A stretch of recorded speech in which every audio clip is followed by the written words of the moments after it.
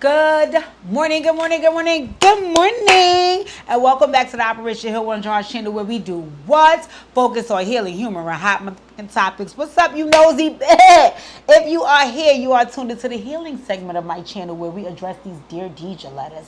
Hit the thumbs up on this video, ladies, while I get into, ladies and gentlemen, I'm sorry, while I get into it. Dear Deja, I am the eldest of 3 children. Our mom passed away, giving birth to our youngest sister, and my dad raised us as a single father. My dad is literally the best thing in me and my siblings' life. He is so supportive, loving, caring, strong, honest, and resilient. I couldn't be the man I am today if he was not in my life. In March, my dad was hit by a 19-year-old drunk driver. He was in a coma for 4 months, and last month they officially labeled him brain dead and placed him on a respirator. Ew. As the oldest, I had the most conversations with his medical team regarding his care. His doctor told me straight up that my dad has about a 6% chance of coming out of this as something other than a vegetable. That shit hurt the fuck out of me. Pops is the glue that keeps the family together. After sharing this news with my siblings and aunts, they agreed that it's time we take him off the respirator and lay him to rest. First of all, Deja, I am his healthcare proxy, so only I can make that decision. And secondly, the doctor said he has a 6% chance. He didn't say 0%. My family is angry with me because I want to give my father a fighting chance, and I'm angry with them as well because why are they giving up on my father so easily? This shit is starting to cause a division in the family, and it's stressing me out. Am I wrong for once to fight for my dad's life? Let me know what you think. Sign, fuck what the family says. My pops ain't dead.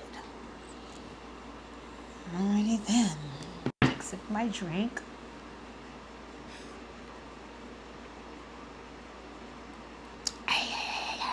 Okay. Let me start off by sending my condolences about your mom. You know, may Mama Love continue to rest in peace. Papa Love, right? I love to hear how men step up and assume responsibility for their families in tumultuous situations. Love to hear it. Love to hear it. So proud that your dad could do that for you guys and he raised you guys well. So that's a beautiful thing. I think it's so unfortunate about the whole drunk driver situation. You know, it is definitely something that many folks have dealt with, and you know, it happens. It's a horrific thing, but it definitely happens, and we just have to pray our way through in certain situations, and then in other ones, it's pretty much nothing you can do. And I think in this situation, you have to do both, right? You have to pray, and then you have to also keep in mind that you're not in control. God is, right? You asked in your letter if you're wrong for wanting to fight for your dad's life. Absolutely not. Absolutely not. Absolutely not. There's nothing wrong to want to fight for your dad's life, right? Nothing at all. So I think that part of it, you are not wrong at all, right? If we were in an Operation Hill One Jahar session right now, I would be asking, what would be the quality of your dad's life? I remember when my mom's mom, my grandmother, was pretty much in her last leg of diabetes, right? And I mean literally because they had cut one leg off. And towards the end, it appeared to us as if she was suffering. Some days she didn't know who my aunts and uncles and my mother was. She didn't know where she was. She didn't remember her own name. She had started calling on the dead. You know, those type of things, right?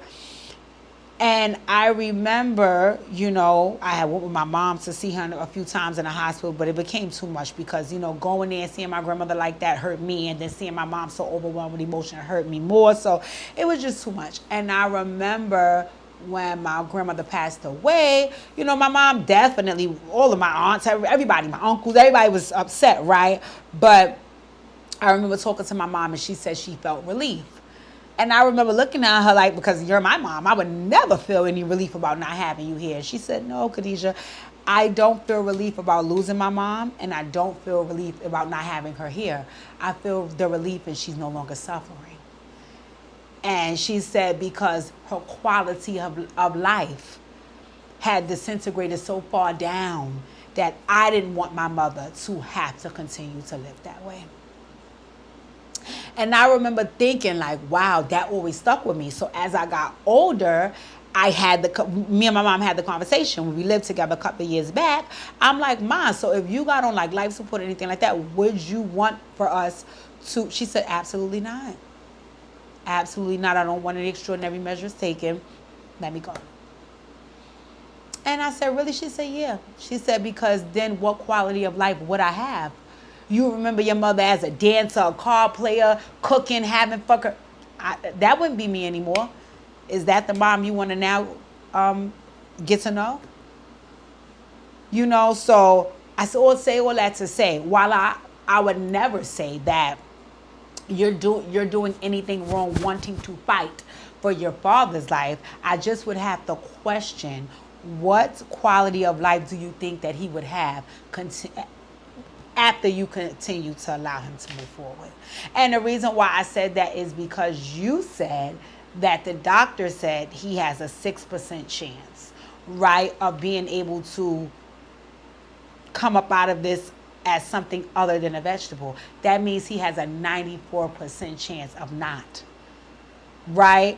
And I think, and I know this is going to sound so hard to hear, but in Healing Heart Sessions, I have to be very transparent with my participants. I think that trying to hold on to someone that you probably won't even know or recognize because it's no longer who you know as your father is on the selfish side.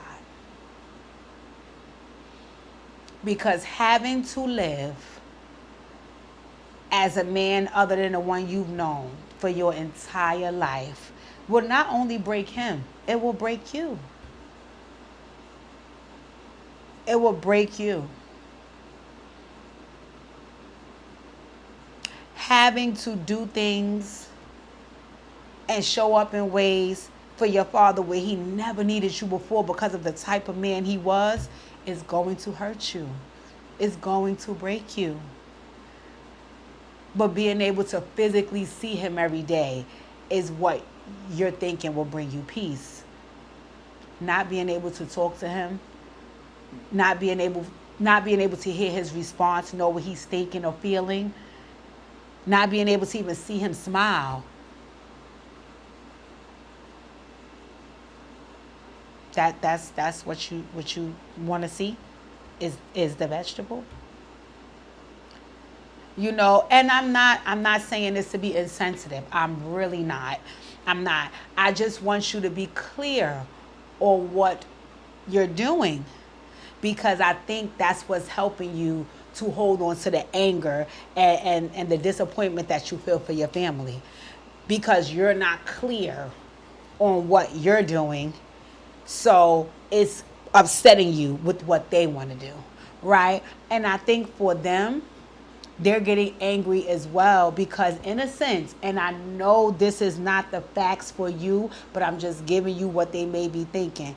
In a sense, they may feel like you want your father to suffer. And not in a malicious way, right? I don't think they think you're saying he needs to. No, I just think that they feel like, but you don't care that he's suffering. And that would make folks feel like you're being selfish.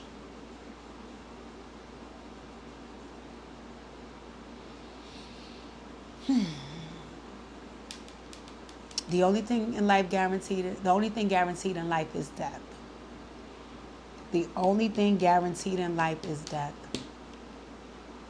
You know, I question a lot of times how folks get there, but we all are going to get there. And your dad lived such a miraculous life, such a fulfilled life. From what you expressed, he gave you guys everything. You said it yourself in the letter. I could not be the man I am today had he not been in my life.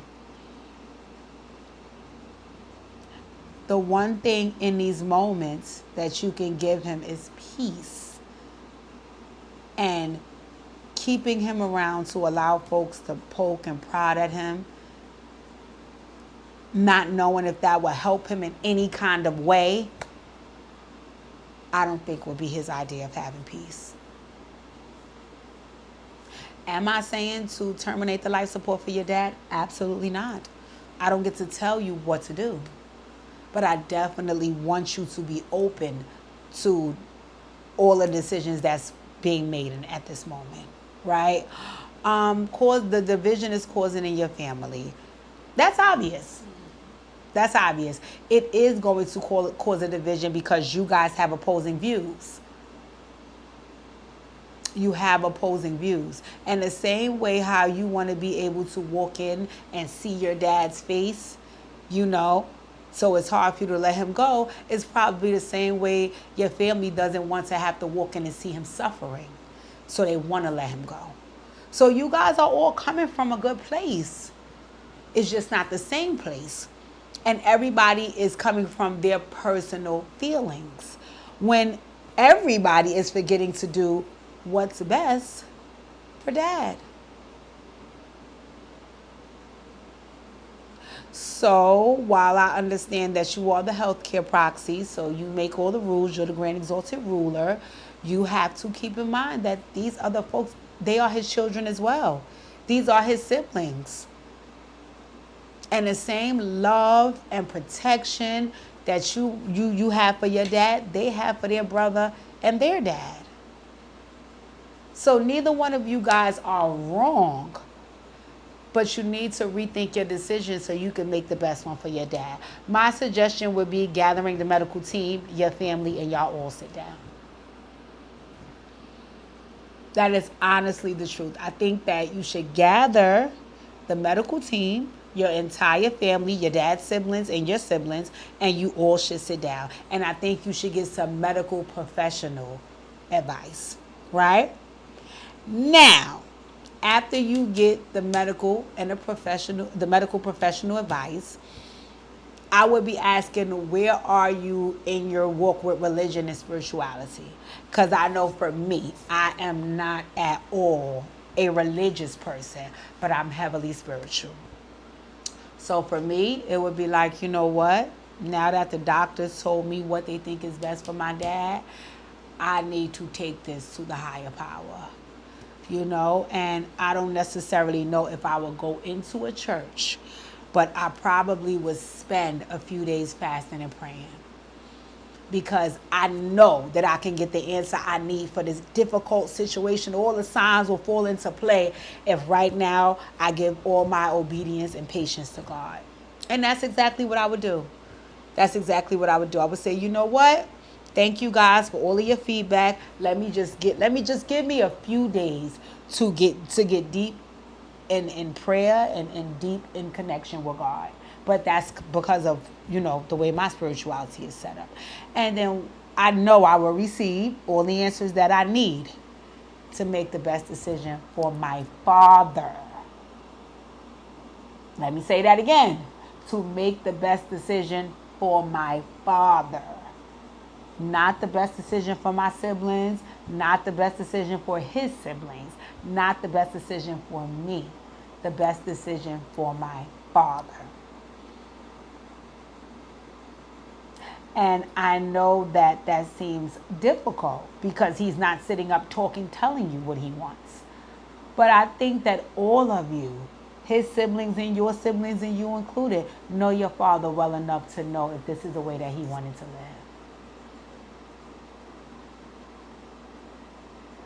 And I think if you all can be honest with yourselves and take your personal feelings out of it and think about if your father would be okay with whatever decision that you're making, then you make it. So case in point, I know me personally, I want every extraordinary measure taken. Every last goddamn one. Fight! Jesus is a way maker. Fight! Okay? But my mom doesn't. Do I agree? Not at all. But I respect it. So because of that, I would do as she asked. I would not have my mom live like a vegetable because that's not what she wants. And even if my mom hadn't told me, knowing how my mom lived her life, she would never want that. I would. I would like to go every fucking day and see my mother's beautiful face and do her hair and her nails and talk to her. Yeah. Even if she didn't respond, I would need that. I would want that. That would work for me. But I have to constantly factor in and making this decision. This is not about me. It's about what she will want. And I think every last one of you, his siblings, your siblings, and you included, need to really, really think about what would be good for your dad. I know that this is a very pressing matter, and I know that it's heavy with emotion, but this is not the time to divide from your family. This is, in moments of adversity, division is never best. This is the time you come together. Even if you coming together to agree to disagree, this is the time you come together. In moments of adversity, you do not separate. This is the time you come together. So this doesn't need to divide your family, because what will end up happening is you guys will pick up that same mentality for every struggle that you grow through. Oh, right now we having a rough time, so I'm going to just stay over here. Absolutely not. We are family. There's no such thing as over there. Wherever you are, I am. So this is not the time to separate from your family. This is the time to come together. And in doing so, everybody should keep in mind, we are just making the best decision for dad. We are just making the best decision for our brother. But not, I don't want to see dad like that, and I don't want to see my brother like this, or I need my brother to be here, or I need my dad to be here. That's pretty much what that individual needs. What about dad's needs? So now, my dear, is not the time to separate. Now is the time to pause on the heavy emotions, right? Try to pause and then try to come together with your family, even if you have to do so in pockets. You know, even if you have to grab your siblings first and talk to them and then go separately to your aunts and uncles. You know, don't divide from your family. And like I said, won't you guys sit down with the medical professionals? Let's hear their expert opinion. In their expert opinion, what do you think we should do? Then afterwards, for whatever you do to live your life productively and on the right path, that's the direction you go to. If you are a religious person, you go to whatever you believe in. I know some people that says, I'm going to wait on the universe to send me a sign. If that's what you're into, you do what you need to do. But make sure that you're helping your dad in a way that he would want to be helped. Because when it's all said and done, right? Because what did I always tell you? Anything guaranteed in life and death. So when it's all said and done, and you got to close your eyes when your dad is no longer here, whenever that time comes, you want to know that I gave it all. I gave it all, and I did everything that my dad would have wanted. Which is either A, I kept him around, or B, I let him go peacefully. But you want to make sure that you guys are making the right decision for your dad. And you want to do so with your family, not divided in a way and separated from them. This was a heavy one. This was a heavy one. This was an extremely heavy one because, you know, nobody gets to tell you how to feel.